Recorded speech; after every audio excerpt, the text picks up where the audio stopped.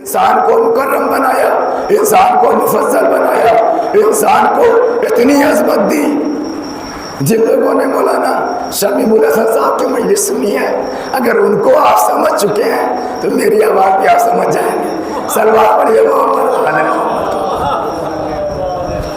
کیونکہ بچپن میں بھی ان کی بات مجھے سمجھ میں نہیں آتی تھی، مجھے پڑھتے تھے، لیکن آپ لوگوں نے ہمیشہ سے سنی ہے تو انشاءاللہ ان کی آواز سیم جو میری آواز ان کی جیسی ہو گئی ہے تو انشاءاللہ آپ کو سمجھ میں آئے گی۔ ایک سلوات اور میرے حوصلہ افزائی کے لیے آپ پڑھ دیں، عظمت محمد علیہ محمد۔ بہرحال جتنے نسخے ہو سکتے تھے میں نے سارے آزما لیے، اور اب جو ہے وہ اہل بیت کے اوپر بھروسہ ہے کہ اگر وہی چاہیں گے تو میں یہاں سے کچھ بول سکتا ہوں، اگر وہ نہ چاہیں تو میں چاہے جتنی کوشش کر لوں بول نہیں سکتا، اور اگر وہ چاہ لیں تو میں جتنی کوشش کروں نہ بولنے کی، وہ اگر وہ چاہ لیں تو بلوا کر کے رہیں گے۔ تو عزیزان محترم، اللہ تعالیٰ نے انسان کو یہ فضیلت دی، بہت توجہ، کہ اسے مکرم بنایا، اسے مفضل بنایا۔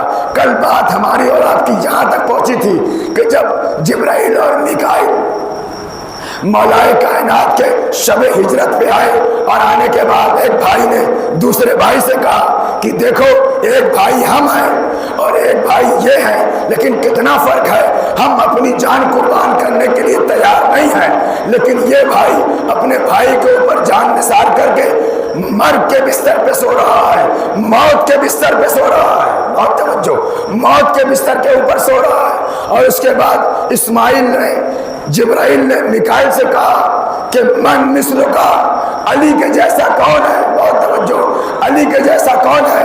کل میں نے آپ سے کہا تھا، اور میں ابھی رسول سے، ابھی جبرائیل سے کہنا چاہتا ہوں کہ جبرائیل تم نے تو ابھی علی کے فضائل کو نہیں دیکھا، ابھی تو صرف علی بستر رسول پہ دیکھا ہے، بہت توجہ، ابھی تو تم نے رسول علی کو میدان مباہلہ میں نہیں دیکھا، علی کا تلوار چلانا نہیں دیکھا، علی کو دست نبوت پہ نہیں دیکھا، علی کو میدان غدیر میں نہیں دیکھا، علی کو میدان بدر میں نہیں دیکھا، علی کا ذوالفقار چلانا نہیں دیکھا، بہت توجہ۔ پھنسی ہوئی آواز پہ مت جائیے، میٹر پہ جائیے گا کہ میٹر آپ کو کیا مل رہا ہے۔ بھائی میں جبرائیل سے کہنا چاہتا ہوں، تم نے کہہ دیا کہ علی جیسا کوئی نہیں، میں یہ کہنا چاہتا ہوں کہ تم نے کیسے کہہ دیا؟ بھائی علی کا ابھی تم نے میدان غدیر نہیں دیکھا، ابھی جنگ احد میں علی کا کل ایمان بننا نہیں دیکھا، ابھی علی کو تم نے باب خیبر اکھاڑتے نہیں دیکھا، ابھی تم نے غدیر کا مولا نہیں دیکھا، ابھی تم نے کل ایمان نہیں دیکھا، ابھی تم نے بطول کا شوہر نہیں دیکھا، ابھی تم نے حسنین کا بابا نہیں دیکھا، ابھی تم نے کچھ نہیں دیکھا، اور تم کہہ رہے ہو کہ علی جیسا کوئی نہیں، علی جیسا کوئی نہیں۔ بھائی شب ہجرت جبرائیل نے میکائیل سے ایک بات تو کہہ دی کہ فضیلت کے میدان میں علی سب سے آگے، فضیلت کے میدان میں علی آدم سے آگے، علی نوح سے آگے، علی ابراہیم سے آگے، علی اسماعیل سے آگے۔ اے عزیزان محترم، تاریخ اسلام گواہ ہے، پوری تاریخ میں ہم نے دیکھا کہ یہ تو تاریخ میں ملا کہ محمد ہم جیسے، نبی ہم جیسے، لیکن کسی جھوٹی تاریخ میں کوئی دکھا دے، کوئی ایک آدمی کہتا ہو علی ہم جیسا، کسی ایک تاریخ میں بھی یہ نہیں ملا کہ علی ہم جیسا۔ بھائی علامہ طاہر جرولی ایک جملہ پڑھا کرتے تھے، وہ کہتے ہیں اس لیے کسی نے یہ نہیں کہا کہ علی ہم جیسا۔ بھائی دنیا جانتی تھی اگر علی کو اپنا جیسا بنا لیا کہیں مرحب جیسا سامنے آ جا۔ صلوات پڑھے محمد۔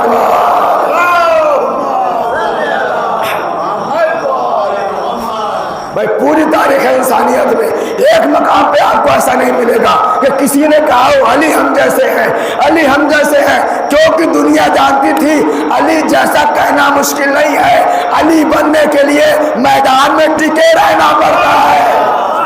بھائی علی کہنے کے لیے اگر سب بھاگ جائے تب بھی رسول کو چھوڑ کے بھاگنا نہیں ہوتا. یہی تو پوچھا تھا لوگوں نے جب رسول اللہ کے مرنے کی خبر آ گئی تھی تو تم کیا کر رہے تھے؟ سب نے کہا جب رسول نہیں بچے تو ہم کیا کرتے، اس لیے میدان سے بھاگ گئے. علی کا جملہ پلٹا ہوا تھا، کہا جب رسول زندہ نہیں تو ہم جی کے کیا کریں. صلوات پڑھے محمد.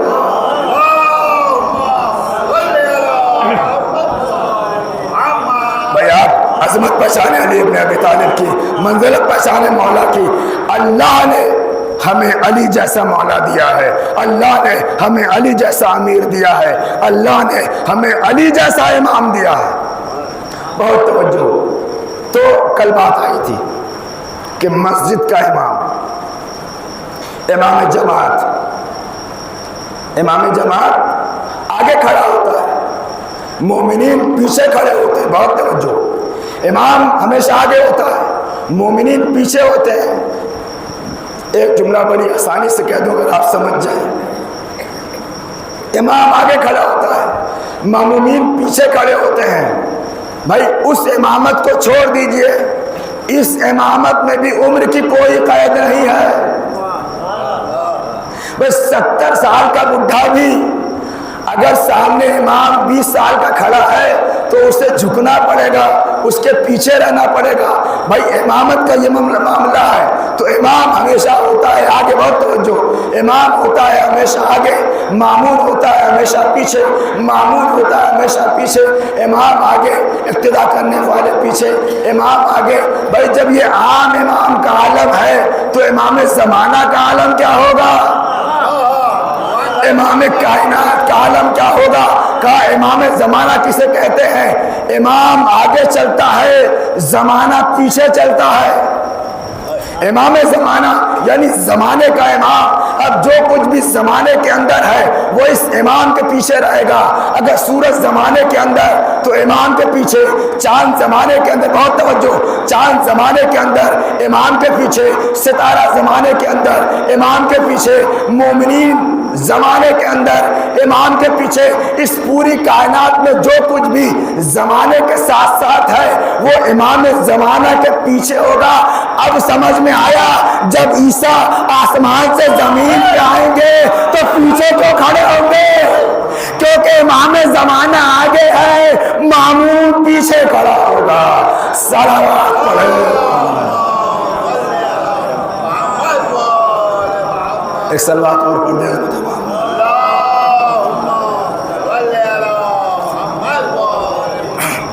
ایک صلوات اور پڑھیں عظمت محمد و آل محمد. میری بات آپ تک پہنچ رہی ہے؟ امام زمانہ آگے ہوں گے اور جو کوئی بھی جو بھی اس زمانے کے ساتھ ہے. اور میں آپ کو یقیناً آپ جانتے ہیں صرف ہمارے یہاں پڑھا یہ جاتا ہے کہ عیسیٰ علیہ السلام آئیں گے، جبکہ آپ کو بھی معلوم ہے، ہمیں بھی معلوم ہے کہ 4 نبی ایسے ہیں جنہیں اللہ نے زندہ رکھا ہے. تو صرف بات عیسیٰ کی کیوں آتی ہے؟ بھائی الیاس بھی آ کر امام کے پیچھے اقتدا کریں گے، خضر بھی آ کر کے امام کے پیچھے اقتدا کریں گے. بھائی یہی تو فرق ہے امام میں اور امام زمانہ میں، انسان میں اور امام زمانہ میں. وہ انبیاء ہو کر کے بھی بھائی ان کے لیے بھی لازم ہے کہ اپنے وقت کے امام کی اقتدا کرے، اپنے وقت کے امام کے پیچھے کھڑے ہوں. صلوات پڑھے محمد. تو امام ہمیشہ آگے رہے گا. اور اس کے بعد امام اور انسان، اللہ نے انسان کو اتنا عظیم بنایا. آپ یہ چھٹی مجلس سے سن رہے ہیں 5 دن سے کیا کیا اللہ نے عظمت دی ہے انسان کو. انسان کو اتنی عظمت ملی اور اتنا اختیار دیا، اتنی فضیلت دی، اتنی فضیلتیں، اتنا اختیار دینے کے بعد اللہ یہ چاہ رہا ہے کہ اے انسان جب تمہیں ہم نے اتنا عظیم بنایا ہے، اتنا بابرکت بنایا ہے، اتنا لائق بنایا ہے، اتنی عظمتیں دی ہیں تو یاد رکھنا یوم ندعو کل اناس بامامہم. تو ہم قیامت میں تمہیں ایک امام کے ساتھ بلائیں گے تو پہلے اپنے اختیار کو دیکھ لینا، اپنی فضیلت کو دیکھ لینا، اپنے آپ کو سمجھ لینا، اپنے اسٹیٹس کے اعتبار سے امام چننا، اپنی فضیلت کے اعتبار سے چننا۔ بھائی ایسا نہ ہو کہ تم محشر میں پہنچو اور تمہارا امام یہ کہتا نظر آئے میں نے تو دنیا میں بھی کہا تھا اگر علی نہ ہوتے تو ہم ہلاک ہو جاتے۔ بھائی بہت توجہ، امام ایسا تمہیں چننا ہے کہ جو دنیا میں بھی کام آئے، آخرت میں بھی کام آئے۔ بھائی تمہیں اللہ نے اتنی عظمت دی تھی، اتنی فضیلت دی تھی، کسی ایرے غیرے نچو خیروں کو امام بنا کر کے مت لے جانا، ایسے کو بنانا جو وہاں پہنچ کر کے، جس کے لیے رسول نے فرمایا یا علی انتا قسیم النار والجنہ، اے علی تم جنت کے بھی تقسیم کرنے والے ہو، جہنم کو بھی بانٹنے والے۔ صلوات پڑھیں محمد والے۔ ایک اور صلوات پڑھیں عظمت محمد والے۔ بہت توجہ جانا محترم۔ تو اللہ نے انسان سے پہلے بھی کہہ دیا کہ اتنی فضیلت ہم نے تم کو دی ہے تو اپنے اسٹیٹس کے اعتبار کا، اپنے لائق کے اعتبار کو امام بنانا، کسی ایرے غیروں کو امام نہیں بنانا۔ ہم یہ چاہتے ہیں کہ تم وہاں امام کے ساتھ ہو تو تمہارے امام کا بھی سر بلند ہو تاکہ تمہارا بھی سر بلند رہے۔ اگر امام ہی کا سر جھکا رہے گا تو ان کے پیچھے چلنے والے کیسے سر اٹھائیں گے؟ اور ہم تو الحمدللہ ایسے امام کے ماننے والے ہیں جن کا سر کبھی جھکا ہوا نہیں ملا، اگر جھکا بھی ہے تو صرف خدا کے سامنے۔ بھائی حسین نے کربلا کے میدان میں سر کٹا دیا، جھکایا نہیں۔ آج سے لے کر کے پہلے تک اور آج سے لے کر کے قیامت تک آنے والے تمام حسینیوں کے لیے یہ افتخار کا سبب ہو گیا۔ ہم ایسے امام کی چھتر چھایا میں جی رہے ہیں جس نے سر جھکانا نہیں سکھایا، وہ خود بھی سر اٹھا کے جیا ہے، ہمیں بھی سر اٹھا کے جینے کا سلیقہ سکھایا ہے۔ صلوات پڑھے محمد والے محمد۔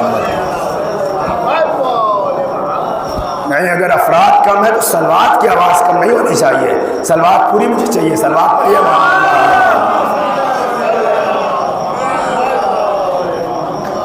تو عزیزان محترم، اللہ نے انسان کو فضیلت دے دی، اب اتنی فضیلت دی کہ جو کچھ انسان کی ضرورتیں تھیں اللہ نے اسے پہلے پیدا کیا۔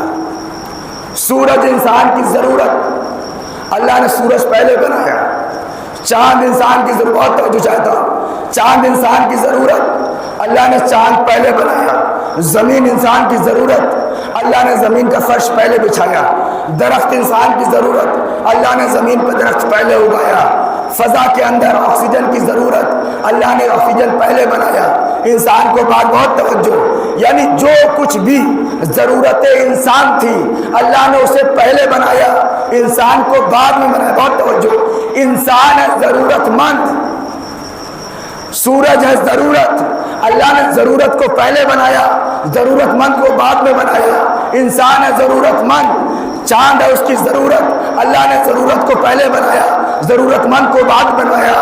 اللہ کا یہ قانون تھا، آدم تھے ضرورت، آدمی تھا ضرورت مند۔ بہت توجہ، اللہ نے آدم پہلے بنایا، آدمی بعد میں بنایا، تو قانون یہ ہوا کہ ہمیشہ ضرورت پہلے ہوتی ہے، ضرورت مند بعد میں ہوتا ہے۔ بھئی جو کچھ انسان کی ضرورت تھی اللہ نے پہلے اسے بنایا، ضرورت مند کو بعد میں بنایا۔ بھئی جو انسان کی ضرورت سورج پہلے، انسان کی ضرورت چاند، انسان سے پہلے انسان کی ضرورت ہوا، انسان سے پہلے انسان کی ضرورت دھوپ، انسان سے پہلے انسان کی ضرورت پانی، انسان سے پہلے جو انسان کی ضرورت تھی اسے انسان سے پہلے بنایا، جو کائنات کی ضرورت تھی اسے کائنات سے پہلے بنایا۔ بھائی نہیں پہنچے، اول ما خلق اللہ نوری، اللہ نے سب سے پہلے میرے نور کو خلق کیا۔ وہ انا وہ علی من نور واحد، میں اور علی ایک ہی نور سے پہلے پیدا ہوئے ہیں۔ اس کا مطلب یہ ہے جیسے انسان کے لیے ساری ضرورتیں تھیں ویسے سورج کی ضرورت اہل بیت، چاند کی ضرورت اہل بیت، ستارے کی ضرورت اہل بیت، پانی جماعت کی ضرورت کو اہل بیت کہا جاتا ہے۔ صلوات پڑھے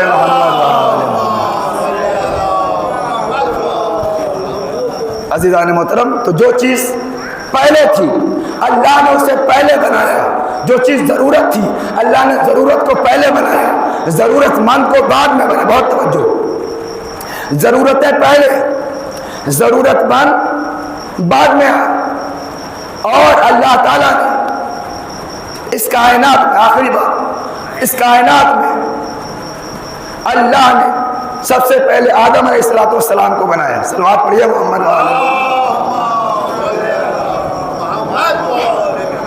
بھائی، آدم کو سب سے پہلے بنایا۔ آدم کی ابتدا کس چیز سے ہوئی؟ خلقت کس چیز سے ہوئی؟ کس چیز سے بنایا گیا؟ آپ سب جانتے ہیں۔ آدم بنے مٹی سے، آدم بنے آگ سے، عناصر اربع۔ آدم علیہ السلام بنے مٹی سے، آدم بنے آگ سے، آدم بنے پانی سے، آدم بنے آگ سے، ہوا سے، مٹی سے، پانی سے۔ بہت توجہ، چار چیزوں سے اللہ نے آدم کو بنایا، اور یہ چار چیزیں کوئی نایاب نہیں تھی، ایسا نہیں تھا کہ دنیا میں نہیں پائی جاتی۔ مٹی آج بھی موجود ہے، بہت توجہ، مٹی آج بھی موجود ہے، آگ آج بھی موجود ہے، پانی آج بھی موجود ہے، ہوا آج بھی موجود ہے۔ کوئی ہے جو اس کے انکار کر سکتا ہے؟ بھائی اللہ نے آدم کو ان چار چیزوں سے بنایا، اور یہ چاروں چیزیں نایاب نہیں ہیں۔ ہر انسان آسانی سے آپ کو مٹی مل جائے گی، آسانی سے آپ کو پانی مل جائے گا، آسانی سے آپ کو آگ مل جائے گی، آسانی سے آپ کو ہوا مل جائے گی۔ لیکن اگر یہی آگ، یہی مٹی، یہی پانی، یہی ہوا کسی آرٹسٹ کے حوالے آپ کریں اور آپ کہیں کہ ایک انسان بنا دے، ایسے نہیں سنی، اب بہت محنت کر رہا ہوں میں۔ بھائی اگر کسی آرٹسٹ سے، کسی کلاکار سے، کسی بنانے والے کے حوالے آپ آگ کریں، مٹی کریں، پانی کریں، ہوا کریں، اور کہیں بھیا ایک انسان بنا دو، تو وہ نہیں بنا سکتا۔ جبکہ اسی انسان کو، یہ ممبر کس چیز سے بنا ہے؟ لکڑی سے بنا ہے۔ اگر کسی کارپینٹر کو آپ لکڑی دے دیں اور اس سے کہیں ممبر بنا دے تو وہ ممبر بنا دے گا۔ کسی کو لوہا دے دیں اور کہہ دے کرسی بنا دو تو وہ کرسی بنا دے گا۔ بہت توجہ چاہتا ہوں بھائی، کسی درزی کو آپ لباس، کپڑا دے دیں، وہ آپ کے لیے لباس بنا دے گا۔ یہی انسان ہے، ہم اس کو آگ بھی دے رہے ہیں، مٹی بھی دے رہے ہیں، پانی بھی دے رہے ہیں، ہوا بھی دے رہے ہیں۔ ہم نے کہا بھائی ایک انسان بنا دو، کہا انسان نہیں بنا سکتے۔ ارے جب تم اپنے جیسا انسان نہیں بنا سکتے تو خدا کے امام جیسا امام کیسے بنا سکتے؟ صلوات پڑھے محمد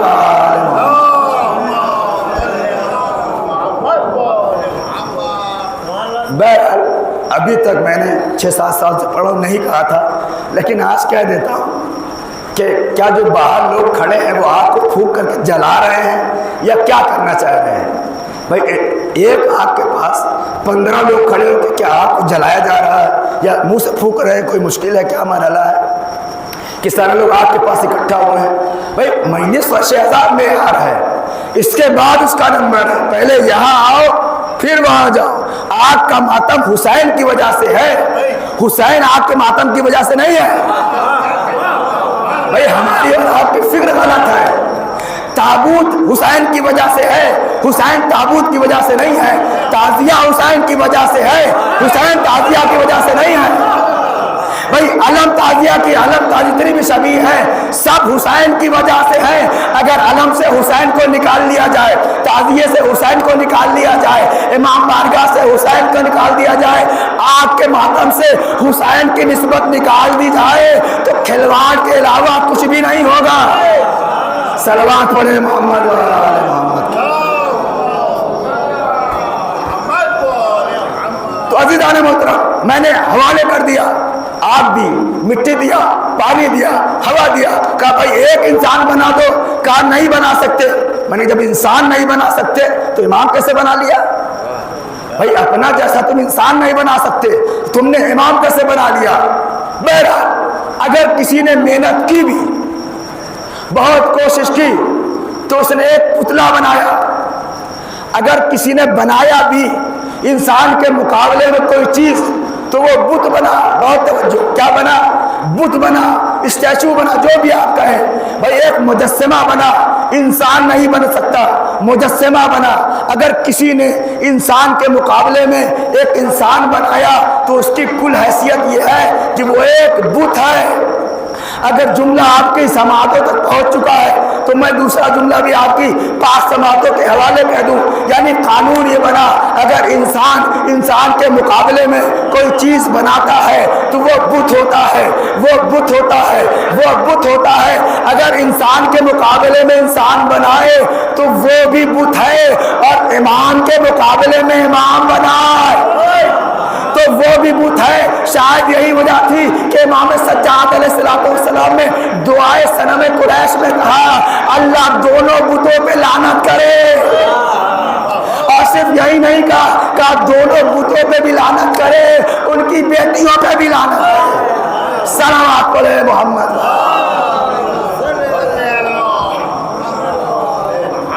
بہت عزیزان محترم, تو اللہ نے انسان کو اس لائق بنایا. دیکھیں مجھے ایک خوف یہ بھی کہ آنکھ ٹھنڈی نہ ہو جائے, تو مجھے نہیں پتا کوئی آ کے بتا دے مجھے کہ ابھی وقت ہے یا میں مسائل پڑھنا شروع کر دوں. ایک صلوات پڑھ دیجیے حضرت محمد وآل محمد. تو ہم نے اگر انسان نے انسان کے مقابلے میں کوئی چیز بنائی تو اسے بت کہا جاتا ہے, اور یہی اگر امام کے مقابلے میں بنایا جائے تو وہ بھی بت ہے. اب آپ پہنچے یا نہیں پہنچے, بھائی حضرت آدم سے لے کر کے حضرت محمد مصطفیٰ صلی اللہ علیہ وسلم کے زمانے تک یہ قاعدہ مسلم ہو گیا کہ جب بھی کوئی نبی کے مقابلے میں آئے گا یا وہ شیطان ہوگا یا وہ بت ہوگا.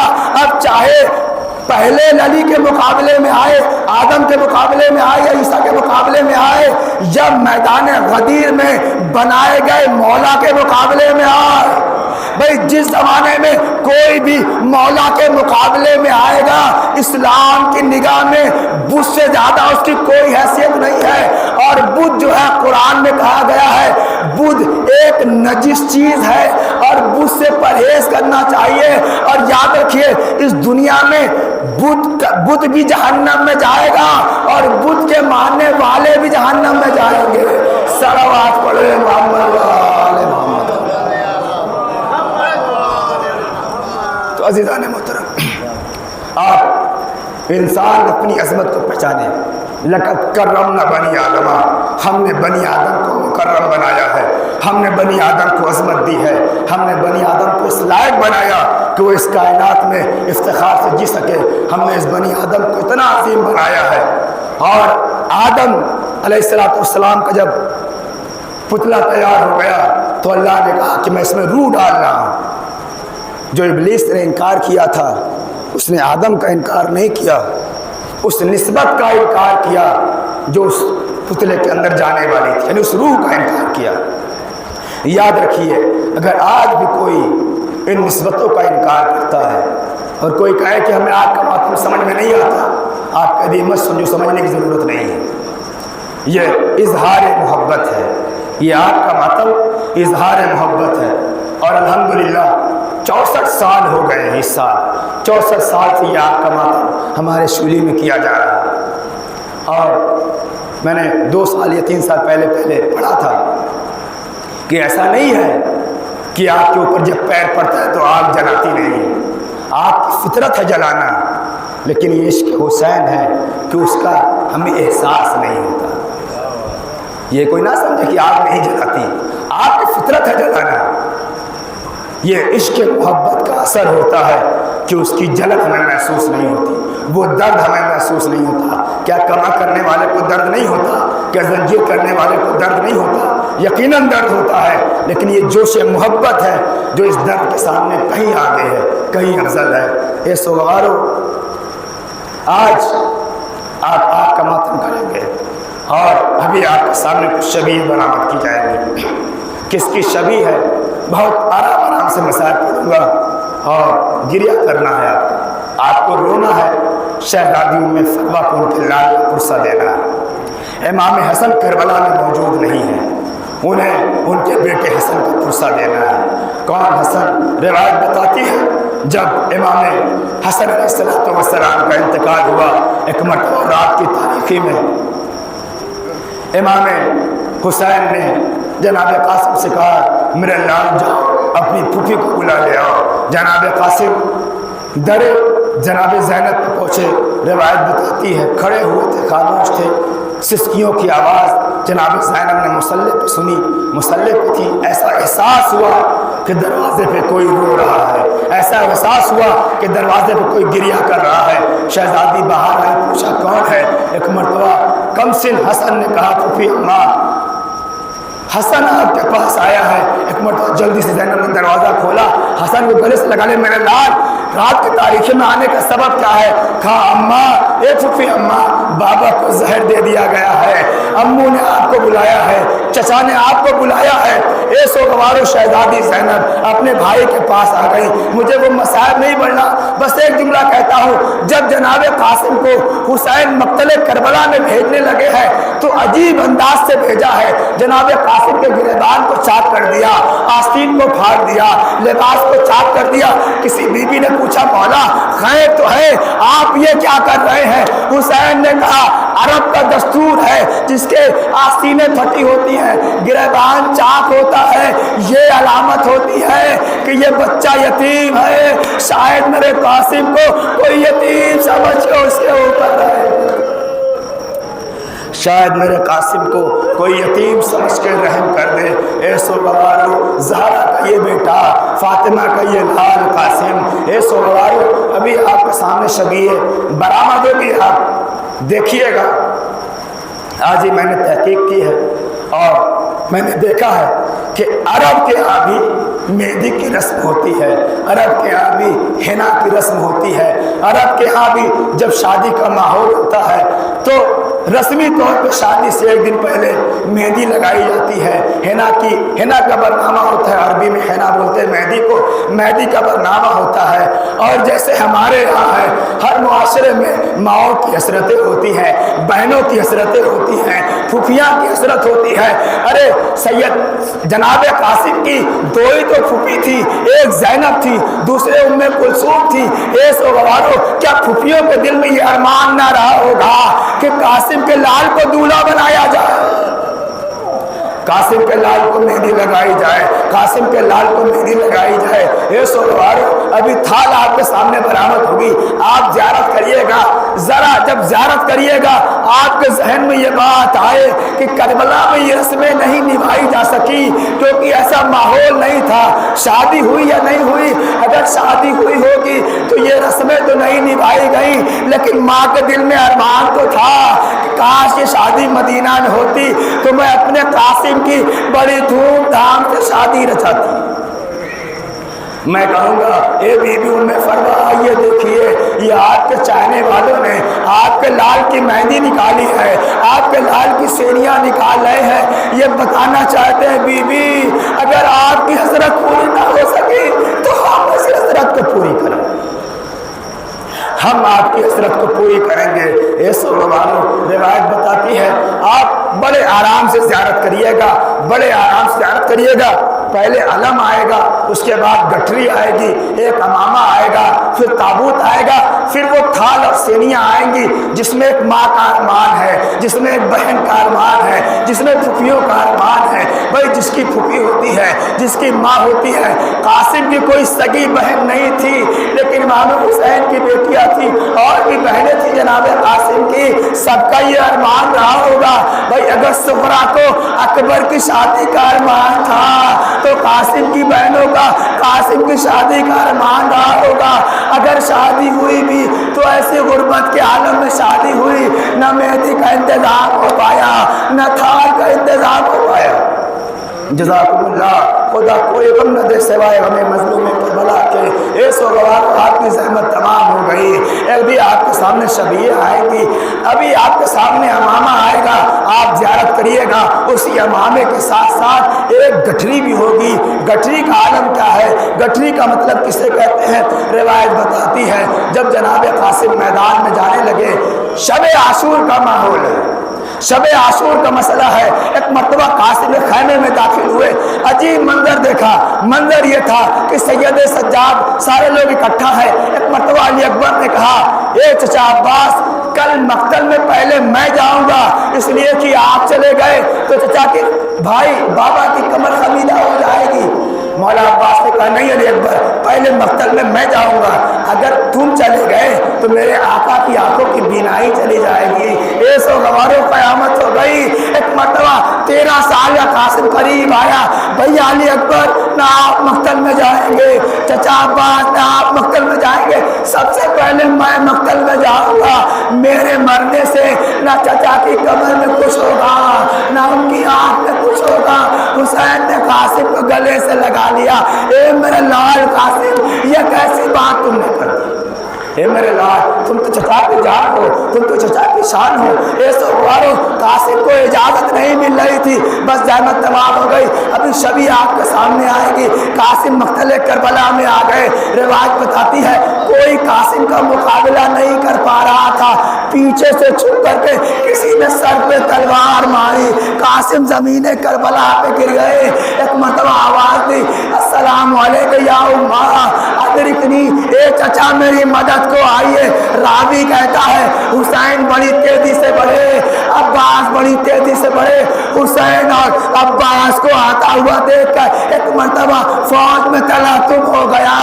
बीच में कासिम का लाशा, 18,000 घोड़े इधर के घोड़े उधर, उधर के घोड़े उधर। जब हुसैन कासिम की लाश पे पहुंचे तो हुसैन ने पहला अफसोसी मसीहा पढ़ा, ए मेरे कासिम, मुझे माफ कर देना, तुम्हारे चचा की नुसरत तुम्हारे काम ना आ सकी। मैं तुम्हारे पास उस वक्त आया हूँ जब तुम्हारा लाशा घोड़ों की टापों से पामाल हो गया। अरे कासिम के पामाल लाशों को कठरी की शक्ल में इकट्ठा किया, लेके खैमे में आए। अरे उम्मे फरवा ने सवाल कर लिया, ए आका, आप सबका लाशा लाए, मेरे कासिम का लाशा कहाँ है? हुसैन ने सर को झुका लिया। अरे कठरी पेश की, ये वही कठरी आ रही है, ये वही अमामा आ रहा है, ये वही अलम आ रहा है। अरे जैसे ही मैं फरवा ने गठरियों को देखा, गठरी को देखा, एक मर्तबा जमीन करबला पे गिर गई। आए मेरा लाल कासिम, ए मेरे लाल, तुम पे इतना जुल्म ढाया गया, तुम्हारा लाशा जिंदगी में पामाल। दौड़ी सकी